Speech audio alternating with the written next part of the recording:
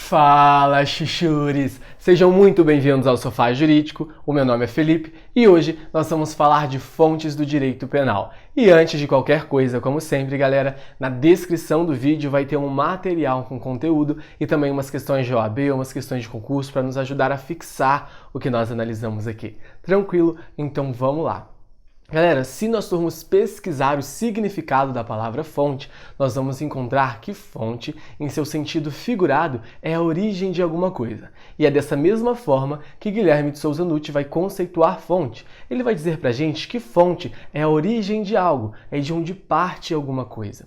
E no direito penal, seria o mesmo se fizéssemos o seguinte questionamento. Quem faz o direito penal? De onde sai o direito penal? Como o direito penal se exterioriza? Tudo bem? E essa divisão que eu vou falar para vocês a seguir, ela não é uma divisão unânime da doutrina. E por isso, a depender do doutrinador que você adota, você pode encontrar alguma diferença. Mas eu estou adotando aqui a divisão que é feita por Guilherme de Souza Nutti. Tranquilo? Então vamos lá. Nós temos duas espécies de fonte, a fonte material e a fonte formal. A fonte material, ela se subdivide em fonte material primária e fonte material secundária. A fonte material primária é a via hábil à produção do direito, ou seja, qual é o órgão incumbido de legislar sobre direito penal. E no nosso caso é a União, segundo o artigo 22, inciso 1 da Constituição Federal. O artigo 22 diz pra gente o seguinte: compete privativamente à União legislar sobre. Aí vem o inciso 1 dizendo direito civil, direito comercial, direito processual, direito penal, dentre outros. Então, a União ela é a nossa via hábil à produção do direito e, por isso, ela é a nossa fonte material primária. Nós temos também a fonte material secundária. E na fonte material secundária, nós vamos ter duas situações. A primeira são as súmulas vinculantes editadas pelo STF. As súmulas vinculantes estão previstas no artigo 103A.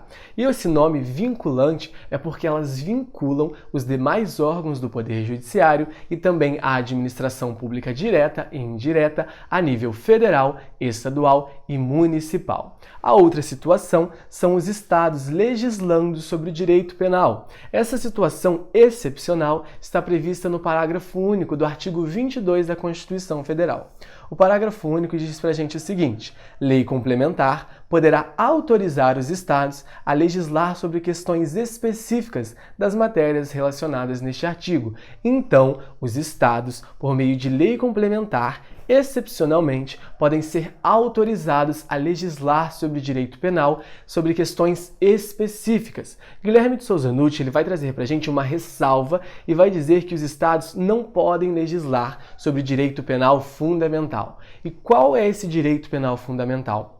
Esse direito penal fundamental é a parte geral do Código Penal. Nós sabemos que o Código Penal ele é dividido em duas partes, a parte geral e a parte especial. A parte geral do artigo 1º ao artigo 120 e a parte especial do artigo 121 em diante. Então, os estados não estão autorizados a legislar sobre a parte geral do Código Penal. Isso com o objetivo de manter a integridade do nosso sistema. Então, nós temos a fonte material primária, que é a União, a nossa via hábil à produção do direito, e nós temos a fonte material secundária, que são os estados legislando sobre direito penal e as súmulas vinculantes editadas pelo STF.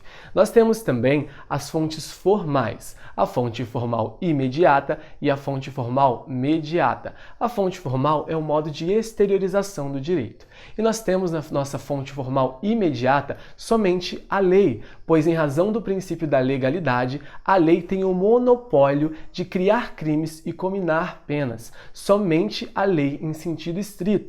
E quando eu digo lei em sentido estrito, eu quero dizer a lei que passou pelo processo legislativo previsto na Constituição Federal e emanou do Poder Legislativo Federal. Então, somente a lei, em sentido estrito, pode criar crimes e cominar penas. E, por isso, ela é o nosso modo de exteriorização do direito penal. Ela pode criar crimes e cominar penas. Nós temos também as fontes formais mediatas, que elas vão nos ajudar a interpretar e a aplicar o direito. E essas fontes formais imediatas são a doutrina, a jurisprudência, os princípios gerais do direito, a analogia, os costumes. E só uma ressalva, quando eu falo analogia como fonte formal mediata, a analogia somente pode ser aplicada in bonam parte, ou seja, a analogia para beneficiar o réu. Nós não podemos utilizar a analogia in malam parte, que é aquela analogia que prejudica o réu. Então, resumidamente, nós temos fonte material primária, a União, fonte material secundária, estados legislando sobre direito penal e as súmulas vinculantes editadas pelo STF. Fonte formal e imediata, nós temos a lei, somente ela, em razão do princípio da legalidade, e fonte formal mediata, nós temos os princípios gerais do direito, os costumes, a jurisprudência, a analogia in bonam parte. Tudo bem, galera? Então espero que esse vídeo tenha ajudado vocês, e se vocês gostaram, eu espero vocês no próximo.